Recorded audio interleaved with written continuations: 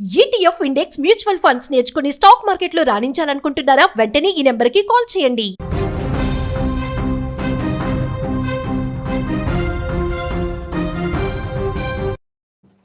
అమెరికాలో సాఫ్ట్వేర్ ఇంజనీర్గా పనిచేస్తున్న హైదరాబాద్ యువతి నిఖిత హత్య కేసు మిస్టరీ వీడింది.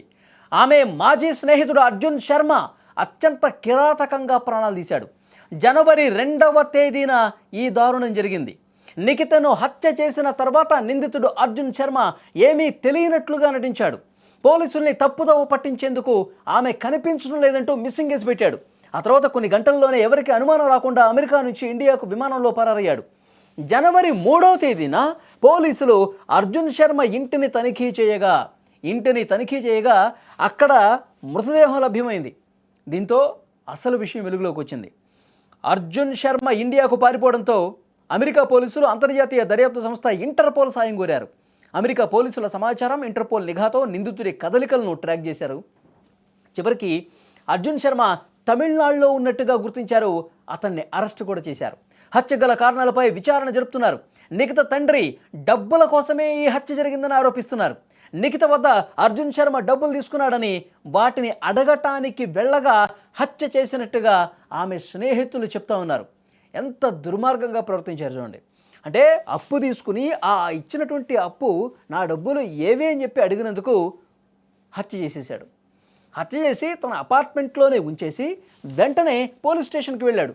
నేను హత్య చేశాను, లొంగిపోతాను అని అనుకున్నారేమో కానీ అతను పోలీస్ స్టేషన్కి వెళ్ళింది నా ఫ్రెండ్ కనిపించట్లేదు, నిఖిత కనిపించట్లేదు, మిస్ అయిపోయింది, ఆయన ఫోన్ కూడా స్విచ్ ఆఫ్ వస్తుంది, మీరే కనిపెట్టాలని చెప్పి డ్రామా ప్లే చేశాడు. వెంటనే పోలీసులు ఈ మిస్సింగ్ కేసు నమోదు చేశారుగా, వెతకడం ప్రారంభించారు. వీడేం చేశాడు, పోలీసులు ఇన్వెస్టిగేషన్ స్టార్ట్ చేశారు కాబట్టి ఇప్పుడు ఇక్కడి నుంచి నేను వెళ్ళిపోవాలి అంటే వెంటనే ప్లాన్ గీసేసుకుని ఇండియాకు వచ్చేసాడు. ఫ్లైట్లో ఇండియాకు వచ్చేసిన తర్వాత అప్పుడు పోలీసులు మరి కేసు పెట్టినోడు ఏమైపోయాడు, పోలీస్ స్టేషన్కి వచ్చి కేసు పెట్టాడు కదా, వీడేడే అని చెప్పి ఎంక్వైరీ చేస్తే వీడు దేశం దాటేశాడని తెలిసిపోయింది. అప్పుడు పోలీసులకు అర్థమైపోయింది, ఆహా వీడే అసలు కిరాతకుడని చెప్పి వాళ్ళకి అనుమానం వచ్చేసి వెంటనే అతడి అపార్ట్మెంట్లోకి వెళ్తే రక్తపు మడుగులో పడిపోయింది నిఖిత.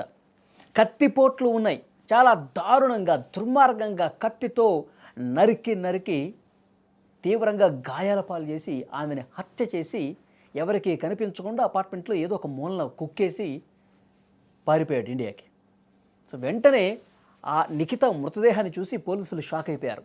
వీడు ఇంత దుర్మార్గుడు అని చెప్పి వెంటనే అమెరికా పోలీసులు వీడు ఇండియాకు పారిపోయిన సమాచారం కూడా తెలుసుకొని ఇంటర్పోల్ సాయం తీసుకొని ఎంక్వైరీ మొదలుపెట్టారు. వాడు ఇండియాలో ఎక్కడ ఫ్లైట్ దిగాడు, ఎటు నుంచి ఎటు వెళ్ళాడు, ఏ రాష్ట్రంలో ఉన్నాడు, ఏ నగరంలో ఉన్నాడు ఎంక్వైరీ చేస్తే తమిళనాడులో ఉన్నట్టుగా గుర్తించారు. వెంటనే అక్కడ పోలీసులను అరెస్ట్ చేసి ఆ అర్జున్ శర్మని అరెస్ట్ చేసినటువంటి పరిస్థితి. సికింద్రాబాద్ మూలాలు ఉన్నాయి. నిఖిత కుటుంబం సికింద్రాబాద్ లాలాగూడలో ఉంటున్నారు. వారి తండ్రి కూడా దీని మీద స్పందించారు.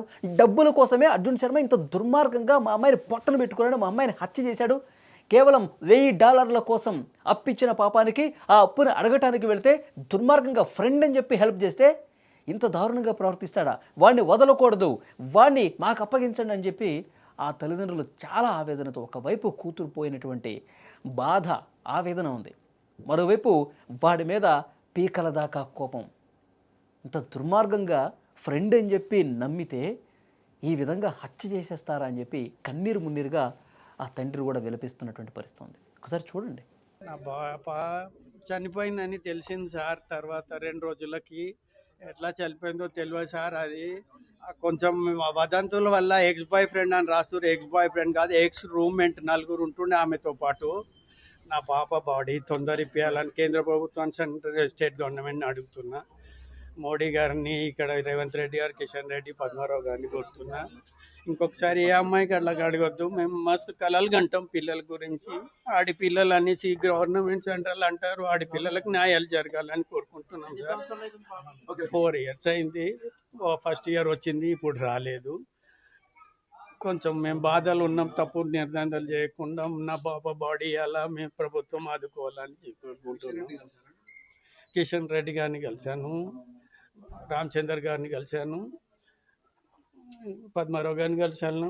అక్కడికి ప్రభుత్వం కాడపోయి ఈ సెక్రటరియట్లో అప్లికేషన్ ఇచ్చిన బాడీ రావాలనేసి కొంచెం